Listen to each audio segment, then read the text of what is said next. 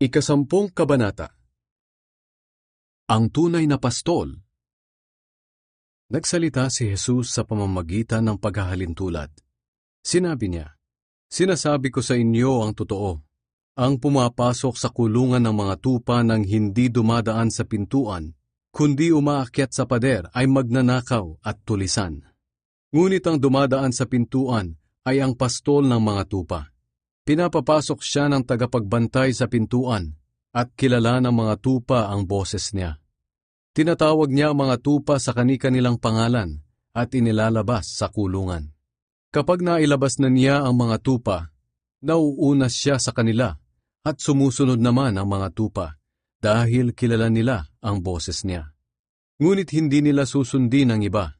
Sa halip ay agad pa nga nila itong lalayuan dahil hindi nila kilala ang boses nito." Sinabi ni Jesus sa mga tao ang paghahalintulad na ito, pero hindi nila naintindihan ng ibig niyang sabihin. Si Jesus ang mabuting pastol. Kaya muling sinabi ni Jesus, "Sinasabi ko sa inyo ang totoo. Ako ang pintuan na dinadaanan ng mga tupa. May mga tagapagturo na nauna sa akin, na ang katulad ay mga magnanakaw at mga tulisan. Ngunit hindi sila pinakinggan ng aking mga tupa. Ako ang pintuan. Ang sinumang pumasok sa pamamagitan ko ay maliligtas. Magiging katulad siya ng tupa na malayang nakakapasok at nakakalabas ng kulungan, at makakatagpo siya ng pastulan. Dumarating ang magnanakaw para lang magnakaw, pumatay at mangwasak. Ngunit dumating ako upang magkaroon ng mga tao ng buhay na ganap. Ako ang mabuting pastol, at ang isang mabuting pastol ay handang mag-alay ng kanyang buhay para sa kanyang mga tupa. Hindi siya katulad ng bayarang pastol ng mga tupa, sapagkat ang ganitong tagapagbantay ay tumatakas at iniiwan ng mga tupa kapag nakakita ng asong lobo na paparating. Kaya sinasalakay ng lobo ang mga tupa at nagkakawatak-watak sila. Tumatakas siya dahil bayaran lang siya at walang malasakit sa mga tupa. Ako ang mabuting pastol. Kung paano ako nakikilala ng aking ama at kung paano ko siya nakikilala, ganyan din ang pagkakakilala ko sa aking mga tupa at ang pagkakakilala nila sa akin. At iniaalay ko ang aking buhay para sa kanila. May iba pa akong mga tupa na wala sa kawan na ito ng mga Hudyo. Kinakailangan ko rin silang tipunin. Pakikinggan din nila ang mga salita ko. At ang lahat ng nakikinig sa akin ay magiging isang kawan na lang na may iisang pastol. Mahal ako ng Ama, dahil iniaalay ko ang aking buhay para sa kanila. At pagkatapos ay muli akong mabubuhay.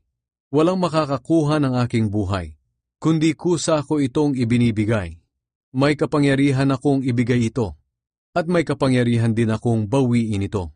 Sinabi ito ng aking Ama sa akin.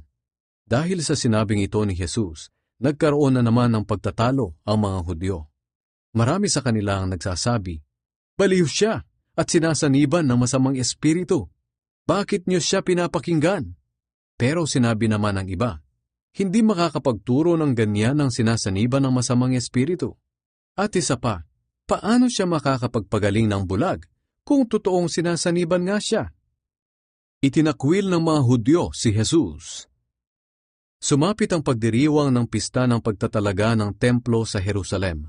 Taglamig na noon at naglalakad si Jesus sa bahagi ng templo na kung tawagin ay balkonahe ni Solomon.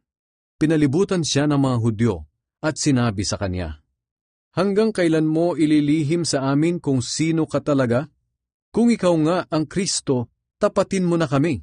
Sumagot si Jesus sa kanila, "Sinabi ko na sa inyo kung sino ako. Pero ayaw naman ninyong maniwala. Ang mga ginawa kong himala sa pangalan ng aking Ama ang nagpapatunay kung sino ako.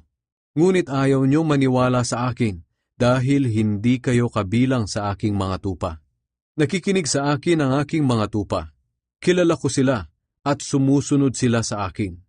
Binibigyan ko sila ng buhay na walang hanggan, at kailanman ay hindi sila mapapahamak. Walang makakaagaw sa kanila sa aking kamay.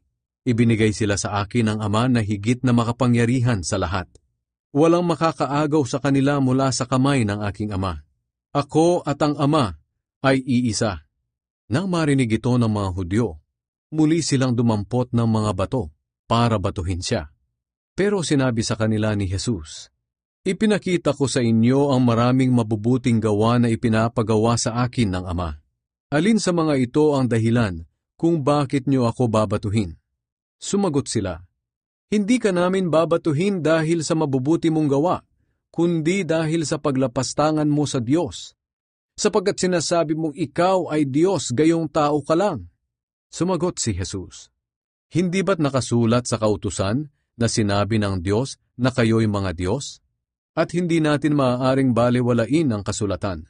Kaya kung tinawag niyang Diyos sa mga binigyan niya ng mensahe niya, bakit niyo sinasabing nilalapastangan ko ang Diyos dahil sa sinabi kong ako'y anak ng Diyos? Pinili ako ng Ama at sinugo niya rito sa mundo. Kung hindi ko ginagawa ang mga ipinapagawa ng Ama, huwag kayong maniwala sa akin.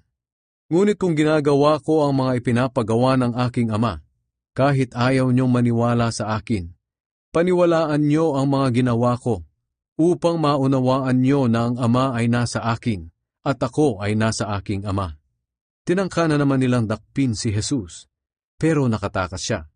Bumalik si Jesus sa kabila ng ilog ng Jordan, sa lugar na pinagbautismohan noon ni Juan. Nanatili siya roon at maraming tao ang pumunta sa kanya. Sinabi nila, "Wala ngang ginawang himala si Juan, pero totoong lahat ang sinabi niya tungkol sa taong ito." At marami sa mga naroon ang sumampalataya kay Jesus.